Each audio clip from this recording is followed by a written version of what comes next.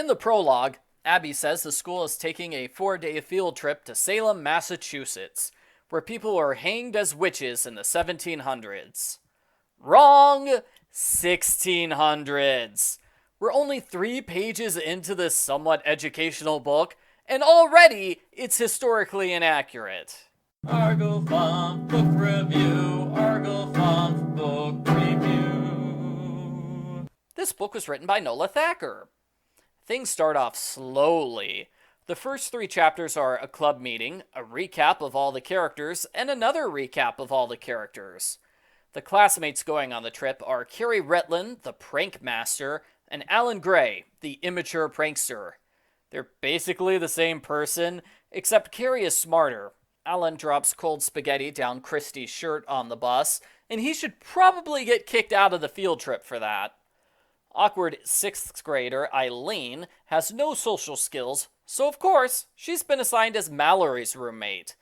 Let's put the 2 awkward kids together. No one will notice. Eileen's ancestor was accused as a witch, and the other students can't stop making witch jokes, especially mean Cookie Mason and her sidekick, Grace. Now that we've recapped all the characters, let's meet all the new characters.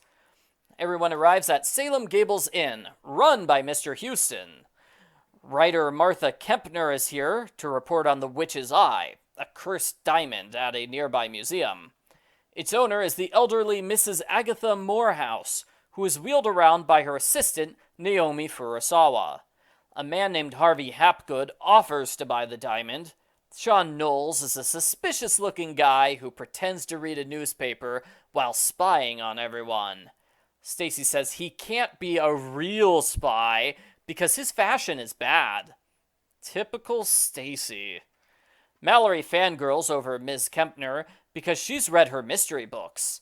Miss Kempner is very short and wears high heels all the time.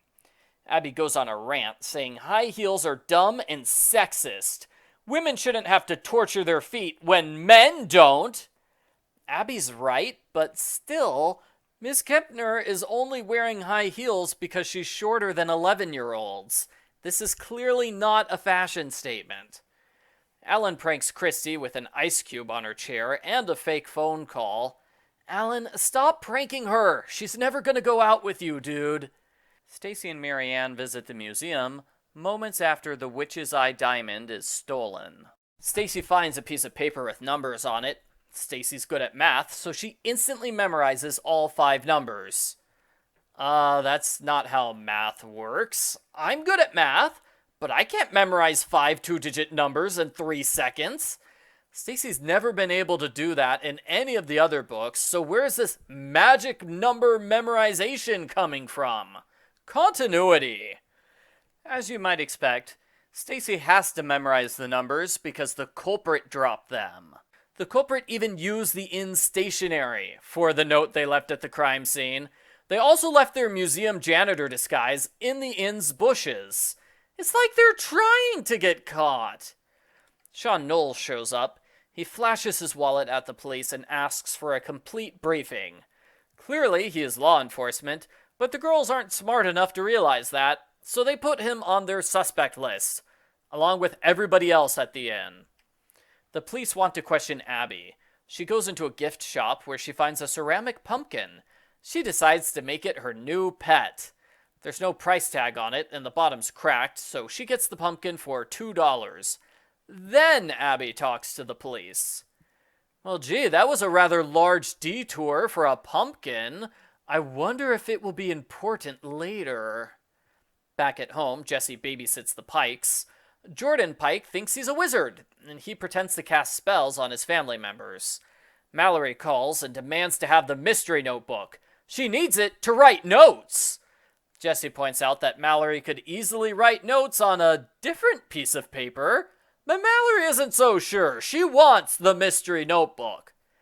Abby names her pumpkin Cornucopia, and she decides it's a bad luck magnet. She also decides to keep it with her at all times, which makes no sense. Why would you keep a bad luck magnet? Alan pranks Kristy, Cookie teases Eileen, and they see a play about the Salem witch trials. Salem has 2 costume parades. Everybody has fun shopping for costumes, because who cares about the mystery? It's cute costume time! Karen wants her own costume parade, so Claudia and the other babysitters help make one. I know the mystery books follow their own continuity, but it's still weird to see this story, because on the exact same Halloween, the girls go to a dance without Claudia and she throws a huge fit over it. Alan dresses up like a vampire so he can pretend to bite Kristy.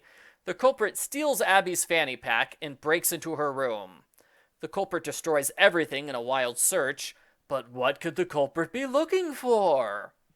Abby blames her bad luck pumpkin for everything, while the other girls blame Harvey Hapgood because his room is next door. I love how they think that is a good reason to suspect someone. The hotel assigned him to a room near us, so he must be a villain. Miss Kempner tells the story of the Diamond's Curse. Cookie teases Eileen so badly that Eileen runs away crying. The BSC stands up and orders Cookie to leave Eileen alone. I had a sudden vision of the people who had been charged with witchcraft. What if someone had stood up then and said, "Stop. Those Salem witch trials might never have happened." I can see that now. Sarah Good, you are accused of witchcraft. How do you plead? Stop. Okay, trial's over, everybody. Let's go home. Mallory realizes Eileen isn't that weird, just a social klutz. People pick on her because it's human nature to attack those who are different, to protect yourself by going along with a crowd. It's a lot like racism. I like how the book draws a connection between racism, the witch trials, and bullying. I don't like how this subplot is resolved. The next time Alan tries to prank Eileen, all the girls stand up and publicly insult him. They act just like bullies in order to stop a bully. Maybe the girls could have solved their problems without acting like the villains they want to stop. Also, it's weird that Kristy insults Alan once and he immediately stops harassing Eileen forever. Kristy yells at Alan at least 6 times in this book without any success. Why is yelling at Alan suddenly super effective here? Logan babysits the Radowskis, who make a piñata. We saw the same basic chapter recently in book 99. Continuity! The club reviews its list of suspects, and Stacey realizes the numbers she saw is the combination to a hotel safe. Stacey doesn't tell the police, even though they could easily use this information to identify the culprit right away. Kristy finds a note by Mr. Hapgood's door. It says he's going to destroy evidence in the museum. Kristy breaks into the museum when the lights go out. Someone sneaks in after her. Kristy attacks him. It's Alan Gray. Carrie tricked them into coming here as a prank. I guess Carrie got the time wrong or something because he's 10 minutes late to his own prank. This gives Kristy and Alan enough time to work together and turn the tables on Carrie.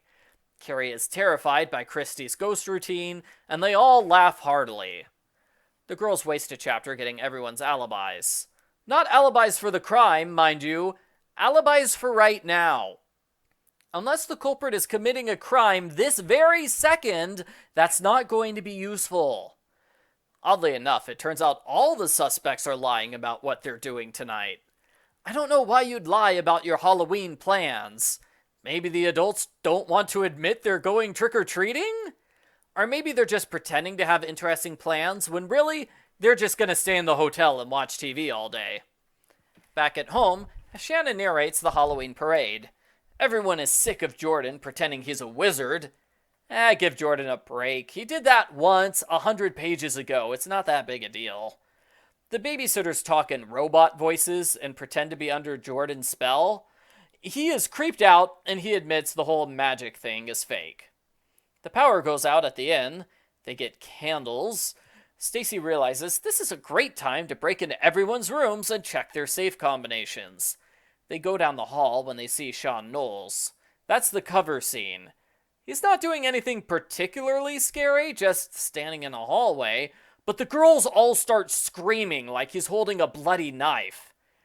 Mr. Knowles explains he's a licensed investigator for an insurance company.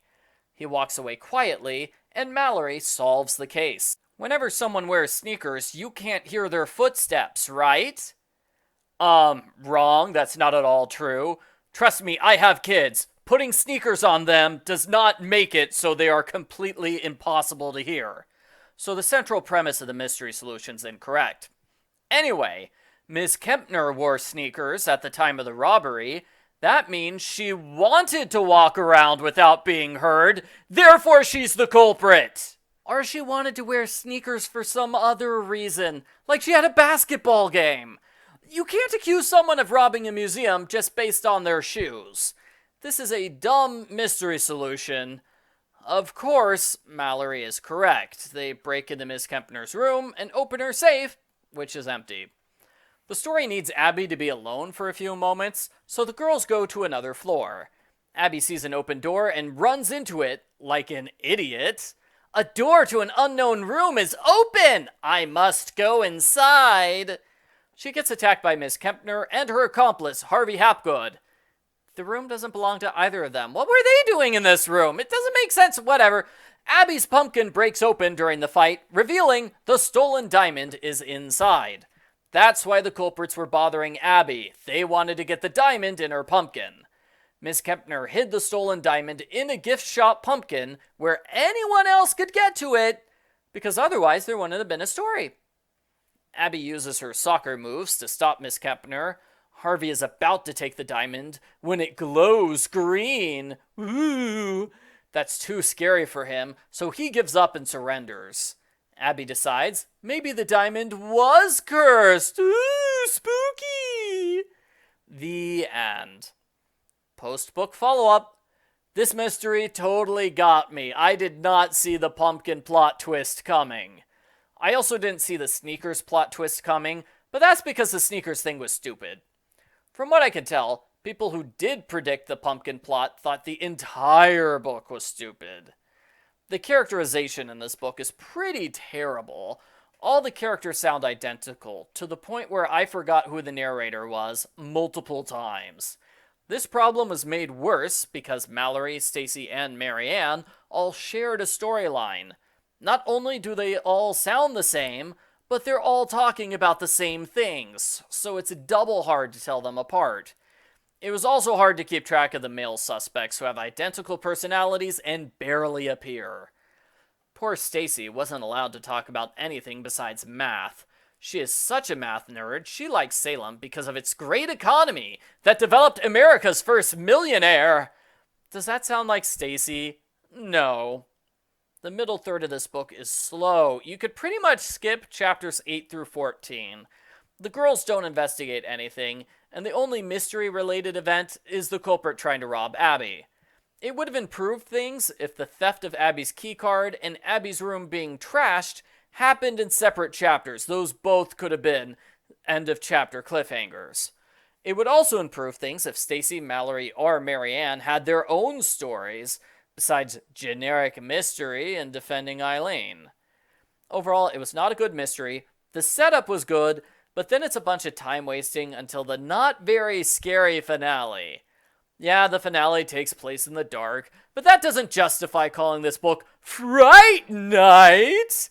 The girls aren't in any real danger until they come across the culprits by total accident. Last Super Mystery, there were multiple scenes of attempted murder. That was way more scary and suspenseful. I give Babysitter's Club Super Mystery number 3, Babysitter's Fright Night, a 3 out of 10. A point each for Abby and Kristy, and 1 point shared by the others in Salem. No points for our friends at home, who are boring today.